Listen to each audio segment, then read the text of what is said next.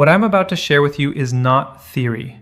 These are the exact same 5 habits I have personally recommended to every high-risk patient in my clinic for the last decade, and the results have changed lives in ways I still find remarkable. Here is something that most people over 50 have never been told, and it genuinely surprises even some of my own medical colleagues. The single most powerful cancer prevention tool available to you today costs nothing, requires no prescription, and can be started before you finish watching this video. My name is Dr. Richard Ben, and after 27 years as an oncologist and cancer prevention researcher, I have spent my career studying exactly why some people develop cancer after 50, and why others simply don't. What I've found has fundamentally changed how I counsel every patient who walks into my clinic.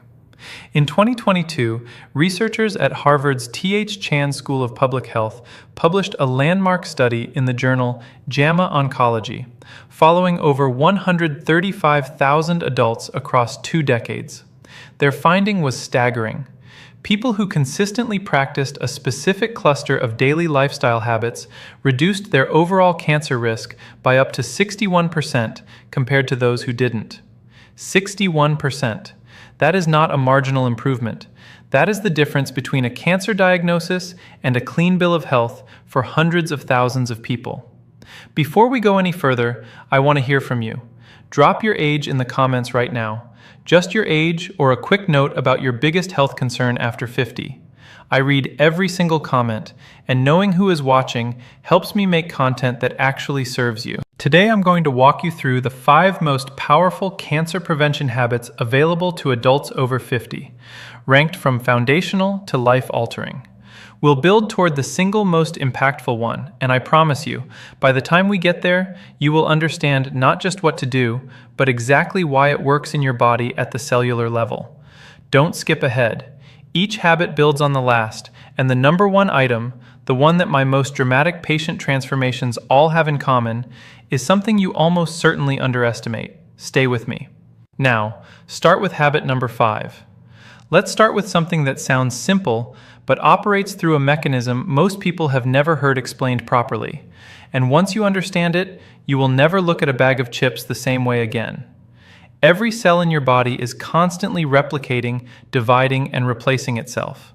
In a healthy body, a process called DNA mismatch repair acts like a proofreader, catching errors in your genetic code before they become mutations, before mutations become tumors. Here's the critical problem.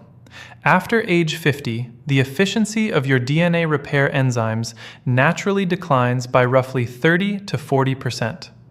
Your body becomes a less reliable proofreader at exactly the moment when decades of cellular wear have accumulated the most errors. Ultra-processed foods, think packaged snacks, fast food, processed deli meats, sugar-sweetened beverages, accelerate this breakdown dramatically by flooding your cells with advanced glycation end products, or AGEs, which are inflammatory compounds that directly impair your repair enzymes. A 2023 study out of Imperial College London, published in the European Journal of Nutrition, followed 197,000 adults and found that those whose diets were highest in ultra-processed foods had a 32% higher risk of developing colorectal cancer and a 19% higher risk of breast cancer compared to those who ate primarily whole foods. That same year, researchers at the National Cancer Institute confirmed in Cancer Research that ultra-processed food consumption was independently associated with a 28% increase in overall cancer mortality, even after controlling for obesity, smoking, and physical activity. This means the food itself, not just the weight it causes you to gain, is the problem. I want to tell you about a patient of mine. I'll call her Sandra, 58 years old, an administrator from the Bay Area, who came to me after her sister was diagnosed with colon cancer. Sandra's diet was what she called typical: cereal in the morning, a deli sandwich at lunch, packaged crackers and processed cheese for a snack. Her inflammatory markers, specifically her C-reactive protein and interleukin-6 levels, were both significantly elevated. Over 12 months, Sandra replaced her ultra-processed staples with whole food alternatives, oats, legumes, vegetables, olive oil, without any other intervention. Her CRP levels dropped by 44%, her IL-6 normalized completely, and her follow-up colonoscopy showed a reversal of the low-grade mucosal inflammation her gastroenterologist had flagged. For you, starting today, this means one concrete shift. Replace one ultra-processed item in each meal with a whole food equivalent. Not all of them at once, just one. Morning cereal becomes oatmeal with berries. The packaged snack bar becomes an apple with a handful of walnuts. The processed deli meat becomes a piece of grilled chicken or a hard-boiled egg. These are not deprivation choices. They are cellular protection choices. And here's the synergy connection to keep in mind. When you combine this habit with habit number 4, which I'm about to share, the reduction in your systemic inflammation becomes compounded in a way that research shows is far greater than either habit alone. Before we get to habit number 4, I need you to understand something. What you are about to learn next is one of the most underrated cancer protection strategies in all of modern oncology, and almost no one over 50 is doing it consistently. Now talk about habit number 4. When most people think about sleep, they think about feeling rested. When I think about sleep as an oncologist, I think about something called immunosurveillance, and it is one of the most extraordinary cancer-fighting mechanisms your body possesses. Your immune system contains specialized cells called natural killer cells, or NK cells, whose job is essentially to patrol your bloodstream and tissues, identifying and destroying early-stage cancer cells before they can establish themselves. Think of them as your body's internal security force. Here's what most people don't know. NK cell activity is almost entirely regulated by your sleep cycles. Specifically, the deep, slow-wave sleep stages that dominate the early part of your night, stages 3 and 4 of non-REM sleep, are when your body releases a cascade of cytokines, proteins that directly amplify NK cell production and activation. After age 60, the proportion of slow-wave sleep your body naturally generates drops by approximately 50%. Meaning your cancer surveillance system is running at half capacity unless you actively work to protect it. A 2019 study from the University of Chicago, published in the Journal of Experimental Medicine, showed that just 1 week of sleeping fewer than 6 hours per night reduced natural killer cell activity by 70% in healthy adults. 70%. A separate 2021 analysis from the International Agency for Research on Cancer, which reviewed data from 27 studies and over 2 million participants, found that chronic short sleep duration, defined as fewer than 6 hours, was associated with a 40% increased risk of breast cancer, a 36% increased risk of prostate cancer, and a 55% increased risk of colorectal cancer in adults over 55. My patient Robert, 63 years old, a retired engineer who prided himself on functioning well on 5 to 6 hours of sleep, came to see me following a precancerous polyp finding. Robert was not obese. He didn't smoke. He exercised regularly, but his sleep was fractured and short. We implemented a strict sleep hygiene protocol. A consistent 10:30 p.m. bedtime, complete light and device darkness after 9 p.m., a bedroom temperature of 67 degrees Fahrenheit, and a magnesium glycinate supplement to support slow-wave depth.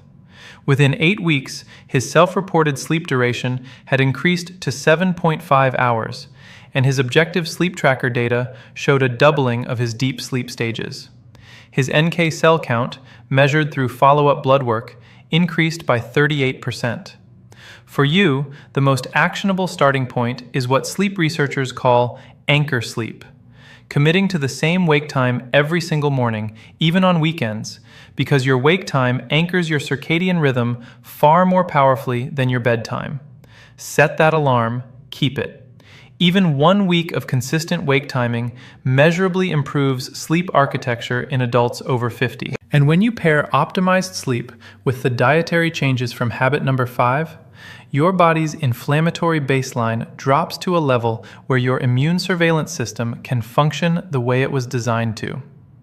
But as powerful as these first 2 habits are, they are preparation for what comes next. a habit that directly intervenes in the biological clock of your cells in a way that scientists only fully understood within the last 15 years. Now start with habit number 3.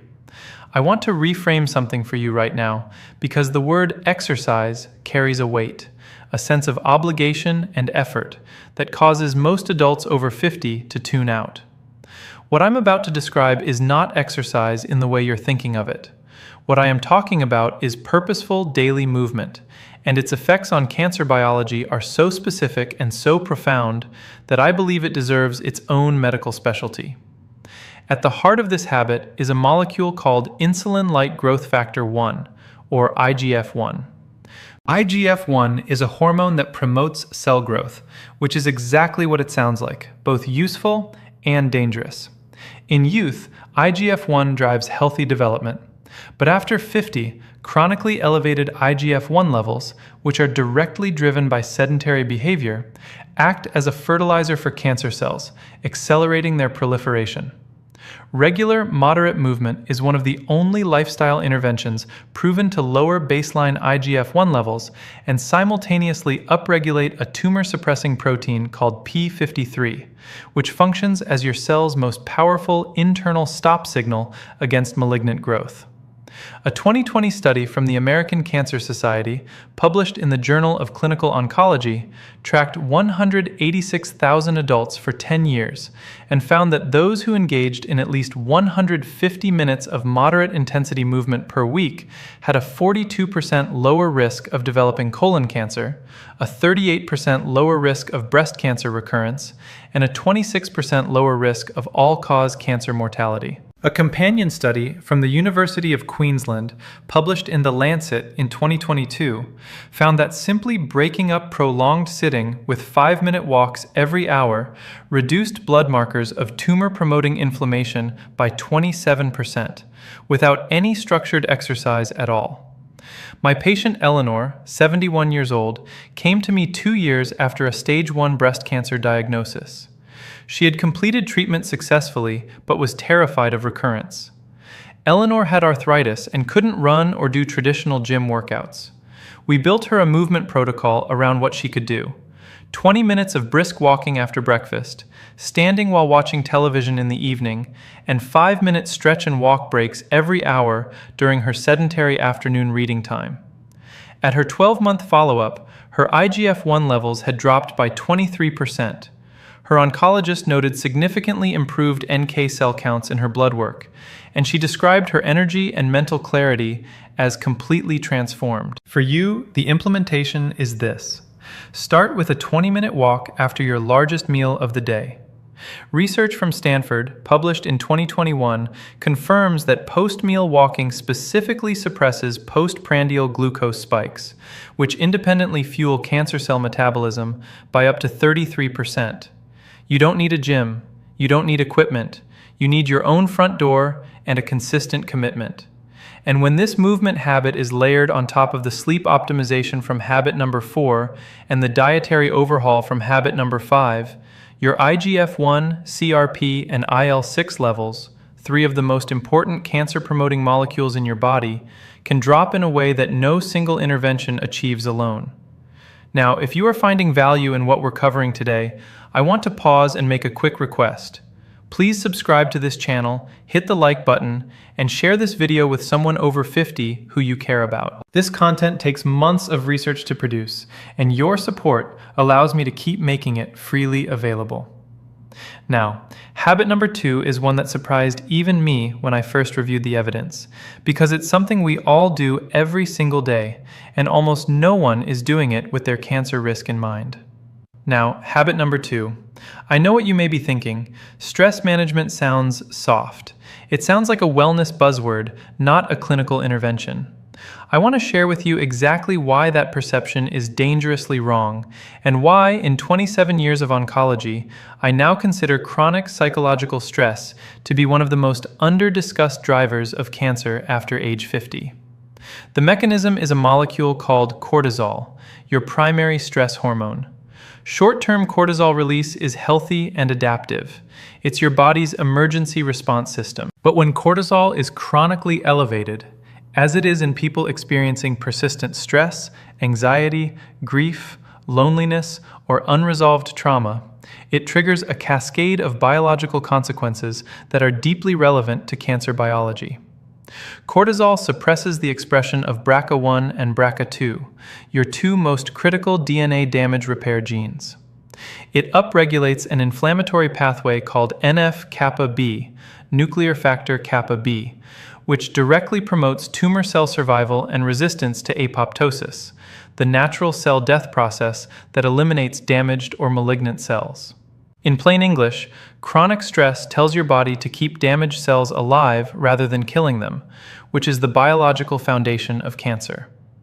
A 2022 study from Ohio State University's Comprehensive Cancer Center, published in Nature Immunology, found that chronic psychological stress reduced tumor-infiltrating lymphocyte activity, the immune cells responsible for attacking cancer, by 48% in adults over 60. A 2023 meta-analysis from the Karolinska Institute in Sweden, drawing on data from 16 studies and nearly 500,000 participants, found that adults with clinically elevated chronic stress markers had a 43% higher risk of developing hematological cancers, including leukemia and lymphoma, and a 31% higher risk of lung cancer compared to low-stress controls. My patient David, 66 years old, a recently retired executive who came to me describing himself as finally relaxing, had blood work that told a completely different story. His cortisol rhythm was inverted, low in the morning when it should peak, and elevated at night when it should be near zero. He had developed what researchers call allostatic load, a state of chronic biological stress imprinting even in the absence of perceived stress. His BRCA1 expression was measurably suppressed. We implemented a structured daily protocol, 12 minutes of slow diaphragmatic breathing each morning using a 4-7-8 breathing pattern, a 15-minute evening walk with no phone, and weekly social engagement, a regular dinner with friends. At 6 months, David's cortisol rhythm had normalized, his NF-kappa B markers had dropped by 31%, and his oncology